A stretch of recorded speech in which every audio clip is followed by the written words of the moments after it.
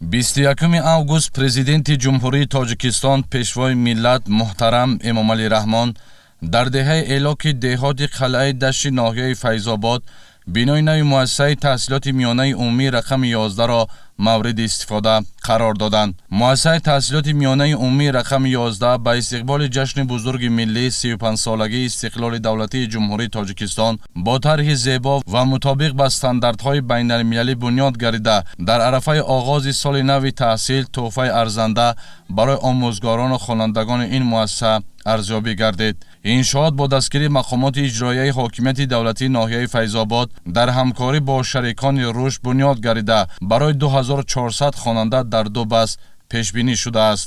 корҳои сохтмонӣ дар иншоот аз ҷониби ҷамъияти дорои масъулияташ маҳдуди шаффоф бо ҷалби зиёда аз 180 сокини маҳаллӣ дар муҳлати беш аз 1 сол бо сифати баланд ба анҷом расонида шудааст. маориф дар сиёсати ҳукумати ҷумҳурии Тоҷикистон соҳаи калидӣ ва афзалиятнок дониста шуда пайваста таҳти роҳбарии хиратмандонаи пешвои миллат президенти ҷумҳурии Тоҷикистон тадбирҳои зиёд андешида мешавад.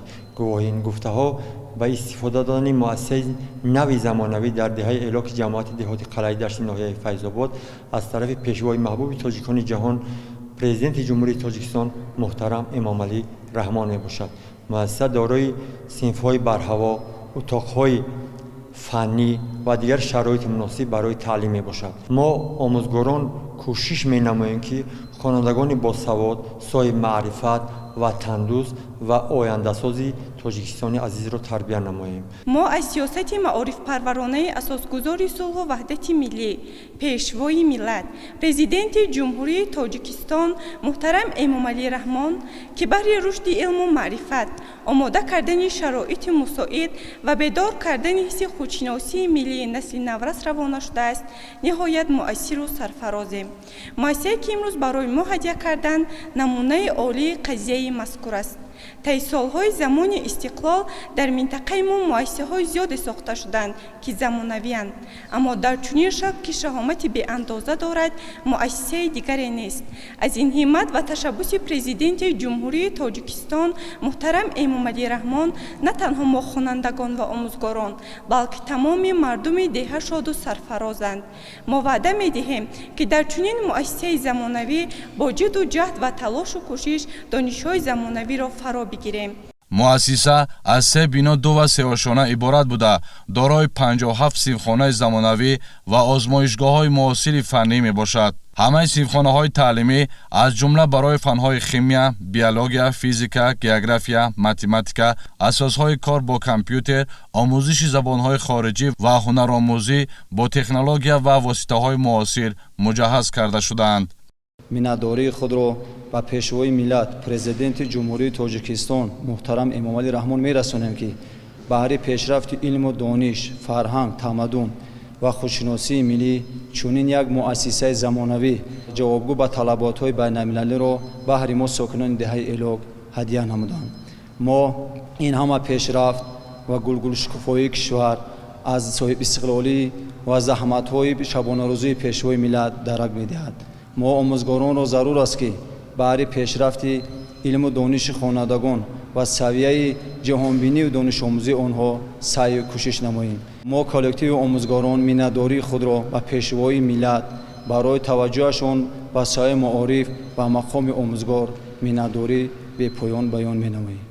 имрӯз барои мо хонандагони муассисаи таълимии навбунёд рӯзи бисёр муҳим ва хотирмон мебошад. мо аз он ифтихор дорем ки дар чунин муассисаи зебо, замонавӣ ва бо тамоми шароити зарурӣ таҳсил хоҳем кард.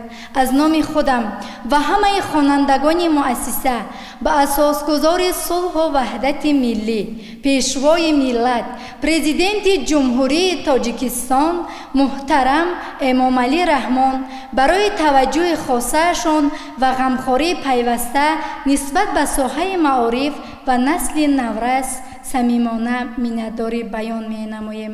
муассисаи нави мо барои мо танҳо як бино нест, балки даргоҳи илму дониш, орзуҳо ва қадамҳои нахустин ба сӯи оянда мебошад. мо кӯшиш менамоем ки бо рафтори хуб تحصیل نمونوی و دستاوردهای ارزنده به این غمخوری‌ها جواب گردانیم. در این بارگاه علم و معرفت 44 آموزگار به تعلیم و تربیت خوانندگان مشغول بوده روند تعلیم توسط کامراهای مشاهدوی نظارت کرده می شود. مؤسسه همچنین دارای حجره‌های کاری آموزگاران، کتابخانه‌های عنعنوی و الکترونی، نقطه خدمت‌رسانی طبی، آشخانه، مجلسگاه با 430 جای نشست و تالار ورزشی برای مشق و تمرین فوتبال، والیبال و بسکتبال می باشد. در حدود مؤسسه تعلیمی همزمان میدانچه ورزشی مساحتش 650 متر مربع بنیاد شده است. منادوگی خودم رو با اساسگذار صلح و وحدت ملی پیشوای ملت پرزیدنت جمهوری تاجیکستان محترم امامعلی رحمان میرسانم که برای ما آموزگاران و برای خوانندگان و مردم این دهه یک بینای نوی زمانوی با چنین طرح زیبا و برهوا ساخته به استفاده دادم.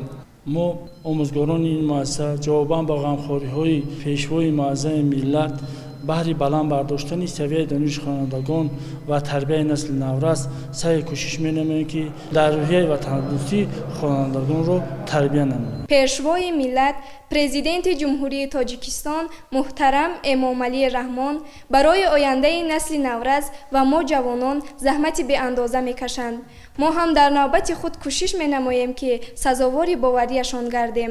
وعده می‌دهیم که با بهای خوب و اعلی تحصیل کرده دانش‌های نظریوی و عملیوی را فرا گیریم، صاحب معرفت باشیم، از گذشته فرهنگ خویش وقوف کامل داشته باشیم، زبان‌های خارجی را فرا گیریم و این مؤسسه تعلیمی را در سطح جمهوریوی نمونوی نماییم. امروز که ما صفای ملت داریم، صد جان برای رهای ملت داریم، ماننده پیشوای میهن پرور از ننگ تن فدای ملت داریم. اسنای شناسایی پیشوای ملت محترم امامعلی رحمان به صفت کارهای اجرا شده بهای خوب داده آموزگاران را به باز هم بلند برداشتن سطح دانش و معرفت خوانندگان هدایت کردند. تأکید گردید که به استفاده دادن چنین مؤسسه تعلیمی بشبهه به بلند گردیدن سطح دانش آموزی و توسعه جهانبینی خوانندگان مساعدت نموده برای رشد قابلیت‌های ذهنی و ایجادی نسل نورس زمینه واقعی می‌گذارد.